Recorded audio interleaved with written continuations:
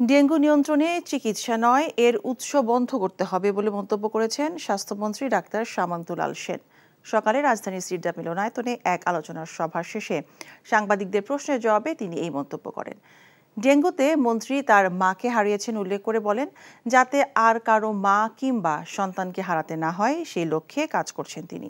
Dengue আক্রান্তদের চিকিৎসায় যাতে কোনো ঔষধ, স্যালাইন এবং প্রয়োজনীয় চিকিৎসা সামগ্রীর সংকট না হয় সেই লক্ষ্যে উৎপাদনকারী প্রতিষ্ঠানকে নির্দেশ দেওয়া হয়েছে বলেও জানান মন্ত্রী।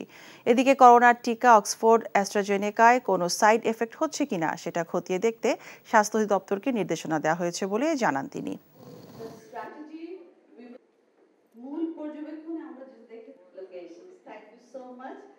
আমরা যদি ডেঙ্গির উৎসগুনা বন্ধ করতে না পারি, আমি যতই হাসপাতাল বানাই কিন্তু এটা তো বন্ধ হবে না। সুতরাং সেইভাবে আমরা কাজ করছি।